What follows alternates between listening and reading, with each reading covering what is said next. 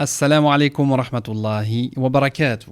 Chers compagnons du Coran, bienvenue à toutes et à tous dans ce nouvel épisode de l'atelier sous la protection de la sourate Al-Mulk. Aujourd'hui, nous avons rendez-vous avec le 15e verset de la sourate, ce qui nous renvoie, subhanallah, au 15e jour de Ramadan. Et oui, la première quinzaine de ce mois béni est déjà passée. Il nous reste 15 jours. On n'est pas tout à fait dans la dernière ligne droite, mais on s'y approche. Là, il nous reste 5 jours, entre guillemets, où on doit travailler pour être opérationnel pour les 10 derniers jours afin d'accueillir Laylatul Qadr, Inch'Allah. Je vous rassure, si vous avez pris un mauvais départ, que les 15 premiers jours n'ont pas été à la hauteur de vos ambitions, c'est pas grave.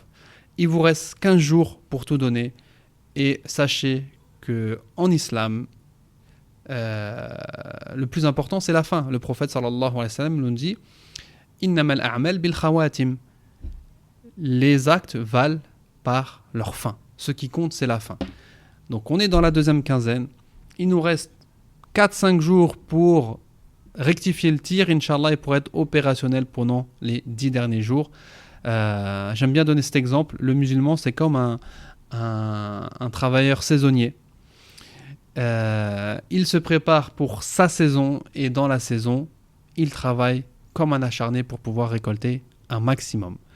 Le travailleur saisonnier, lui, son objectif, c'est de travailler un maximum pour récolter un maximum d'argent.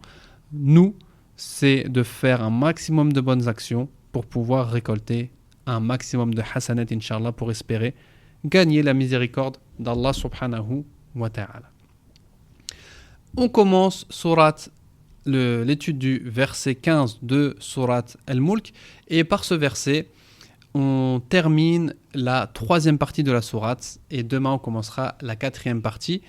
Pareil, demain vous recevrez les supports au format original et au format imprimable, Inch'Allah, de tout ce que l'on a vu jusqu'à présent du verset 1 au verset 15. On commence, Inch'Allah. بسم الله والحمد لله والصلاة والسلام على رسول الله. يقول الله تعالى: أعوذ بالله من الشيطان الرجيم هو الذي جعل لكم الأرض ذلولا فامشوا في مناكبها وكلوا من رزقه وإليه النشور. Traduction: c'est lui qui vous a soumis la terre. Parcourez donc ses grandes étendues, mangez de sa subsistance, et vers lui est le retour. Donc là, il y a une petite erreur sur le support. Ce n'est pas le verset 14, mais c'est bien le verset 15. C'est lui qui vous a soumis la terre. Parcourez donc ses grandes étendues, mangez de sa subsistance, et vers lui est le retour. Allah subhanahu wa ta'ala connaît ses créatures. Ça, on l'a vu avec les 2 versets précédents. Il connaît leurs créatures, il connaît leurs besoins, parce qu'il est Al-Latif. Al-Latif, on a dit, c'était le subtil, celui qui intervient dans la vie de l'homme d'une manière subtile. Et pour intervenir dans la vie de l'homme de manière subtile, il faut qu'il connaisse l'homme. Et l'homme et la création d'une manière générale, Allah subhanahu wa ta'ala, il connaît tout, leur passé, leur futur, leur fonctionnement, parce que c'est lui qui les a créés. Donc Allah subhanahu wa ta'ala, il connaît ses créatures et il connaît leurs besoins. Et parmi les besoins de l'homme particulièrement, et des créatures d'une manière générale, il y a le fait d'avoir un lieu dans lequel on peut vivre. Et ce lieu, c'est la terre, la planète Terre qu'Allah subhanahu wa ta'ala nous a choisi. Allah subhanahu wa ta'ala, c'est lui qui nous a choisi la terre pour lieu de résidence. Et on peut se poser cette question: qui d'entre nous a déjà remercié Allah subhanahu wa ta'ala pour le bienfait de la vie sur terre? On a été créé de terre avec Adam alayhi salam. On vit sur terre et on sera enterré dans la terre. Et de la terre, on sera ressuscité. Il y a une relation très proche entre l'homme et la terre. L'homme vient de la terre, l'homme vit de la terre, l'homme sera enterré dans la terre et l'homme sera ressuscité de la terre. Ça, c'est quelque chose dont il faut être conscient, et une question qu'il faut se poser: est-ce que j'ai déjà remercié Allah subhanahu wa ta'ala pour ce bienfait qui est la terre? On s'en rend peut-être pas compte, mais pour qu'on puisse vivre sur Terre, il y a des centaines de milliers de choses à mettre en place. Allah subhanahu wa ta'ala, il a mis le soleil, il a mis l'atmosphère, la lune, les étoiles, bref, et des choses dont aujourd'hui on a connaissance avec la science et plein de choses que l'on ignore encore. Pour qu'il y ait une vie sur Terre, il faut qu'il y ait un système, il faut qu'il y ait une organisation et tout ça, c'est géré et réglé par Allah subhanahu wa ta'ala. Donc le premier point sur lequel je vais insister dans ce podcast, c'est vraiment se rendre compte du bienfait qu'est la Terre, de la vie sur Terre et de remercier Allah subhanahu wa ta'ala pour tout ça. Dans ce verset, Allah subhanahu wa ta'ala nous dit « Huwa alladhi ja'ala lakumul ard dhalula » Donc, c'est lui, Allah, qui a fait en sorte que la terre soit dhaloul. Et dhaloul, qui est traduit par aplani dans beaucoup de traductions, ça a le sens de soumis. Allah subhanahu wa ta'ala, c'est lui qui nous a soumis la terre. Et à la base, ce mot dhaloul, il s'utilise pour un animal que l'on a apprivoisé, un animal qu'on a réussi à soumettre et que l'on peut utiliser à notre intérêt. On voit aujourd'hui dans les zoos ou dans les cirques, il y a des grands animaux, il y a des chevaux, il y a des chameaux, il y a des éléphants qui sont dhaloul, c'est-à-dire qui sont apprivoisés, qui sont soumis à l'homme. Et l'homme, il en fait ce qu'il veut. L'homme, il peut monter dessus, l'homme, il peut sauter dessus, l'homme, il peut lui lancer un ballon et l'animal joue avec. Al-Muhim, il est dhaloul. Et Allah subhanahu wa ta'ala, c'est l'exemple qu'il nous donne en nous disant que la terre, elle est dhaloul. Elle est soumise à l'homme. Elle ne s'est pas soumise tout seul, c'est Allah subhanahu wa ta'ala qui l'a soumise à l'homme pour son intérêt.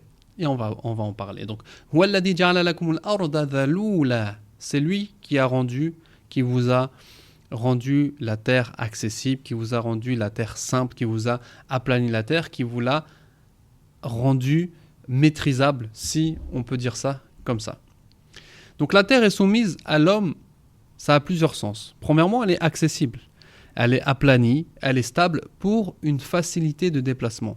Et tout ça, c'est quelque chose d'incroyable. Allah subhanahu wa ta'ala, il a stabilisé la terre avec les montagnes. Donc il y a tout un système, comme je l'ai dit, il y a toute une organisation pour pouvoir profiter de ce bienfait. Et on l'a tous vu il y a quelques mois avec les tremblements de terre qu'il y a eu dans différentes régions.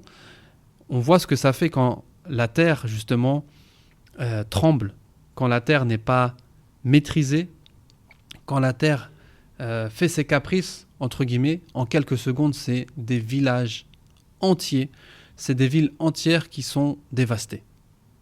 Et là, Allah subhanahu wa ta'ala, il nous fait prendre conscience de ce bienfait. On vit quand même dans un endroit qui est relativement stable. Il y a plus de périodes de stabilité que de périodes de tremblements de terre ou de catastrophes naturelles. Donc Allah subhanahu wa ta'ala a soumis la terre, c'est-à-dire qu'il nous l'a rendue accessible. On peut se déplacer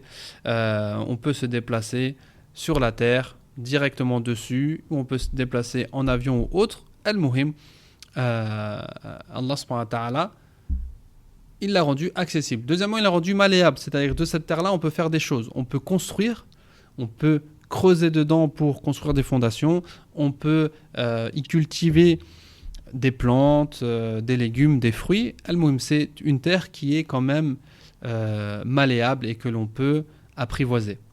Et elle est également remplie de trésors, qui sont les ressources naturelles, notamment l'eau. Ensuite, on peut parler des métaux précieux, l'or, l'argent, le fer, le zinc, al-Muhim, toutes les ressources, le pétrole, toutes les ressources que la terre nous a fournies et que l'homme puise en fait, ça fait partie de la soumission de la terre, que Allah subhanahu wa ta'ala, il nous a soumis la terre pour qu'on puisse en profiter aussi bien au niveau des déplacements qu'au niveau de la malléabilité, on peut en faire ce qu'on veut, et aussi bien au niveau de ce que l'on prend de cette terre. وَالَّذِي جَعَلَ لَكُمُ الْأَرْضَ ذَلُولًا فَامْشُوا فِي مَنَاكِبِهَا Parcourez donc ces grandes étendues. Déplacez-vous, visitez cette terre, visitez ces différents paysages, visitez cette nature, ces dénivelés, ces différentes plaines, et rendez-vous compte de la création d'Allah subhanahu wa ta'ala. On peut dire que ce verset-là, il nous rappelle le début de la sourate quand Allah subhanahu wa ta'ala il nous parle, il nous demande d'observer à plusieurs reprises la création. Donc, famshu fi manakibiha, déplacez-vous, voyagez, parcourez ces étendues, une invitation à voyager pour observer la création d'Allah subhanahu wa ta'ala. Wa kulu min rizqi, et manger de sa subsistance.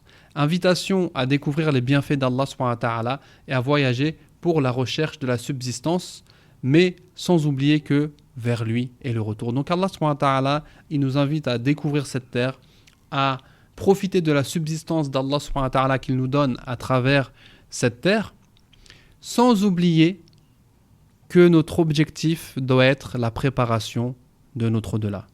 Vous pouvez vous déplacer où vous voulez, mais n'oubliez pas que votre destination finale, c'est l'au-delà. Et à plusieurs reprises, Allah subhanahu wa ta'ala, quand il parle, quand il conseille ou il ordonne à l'homme de se déplacer, d'aller dans différents endroits, il y a souvent, je ne dis pas toujours, mais souvent, une allusion à la résurrection. Par exemple, Allah, dans ce verset-là, Allah subhanahu wa ta'ala dit « Éparpillez-vous, voyagez, découvrez des choses, mais n'oubliez pas, malgré que vous allez aller dans des endroits différents, le point de retour, le rendez-vous pour tout le monde, que vous soyez à l'est, au nord, à l'ouest, au sud, tout le monde va revenir à Allah subhanahu wa ta'ala. Kulu min rizqi, manger de sa subsistance, invitation à découvrir les bienfaits d'Allah et à voyager pour la recherche de la subsistance. Bien sûr, la subsistance halal. Si vous ne trouvez pas de subsistance où vous êtes, n'hésitez pas à voyager pour pouvoir gagner de l'argent halal et pour pouvoir vous faire vivre, vous ainsi que votre famille. Sans oublier que, comme à la recherche de la subsistance, vous essayez de construire votre bas monde, n'oubliez pas de construire l'au-delà, car c'est là la réelle vie, c'est là la vie éternelle. Préparez votre bas monde sans oublier de préparer votre au-delà. Et an-nushur wa ilayhi an-nushur, il y a plusieurs mots qui renvoient à la résurrection, mais la signification de an-nushur, c'est wa ilayhi an-nushur, c'est vraiment littéralement c'est et vers lui et la dispersion. On peut se poser la question, pourquoi on parle de la résurrection? C'est quoi le rapport entre la résurrection et la dispersion, an-nushur? Eh bien, justement, Allah subhanahu wa ta'ala, dans plusieurs versets du Coran, notamment dans Surat Al-Qari'a, il nous explique que la résurrection, quand les hommes vont sortir de leur tombe, ils seront dispersés comme des papillons. Ils iront dans tous les sens, sans savoir où il faut aller, sans comprendre les choses, ils seront paniqués. Les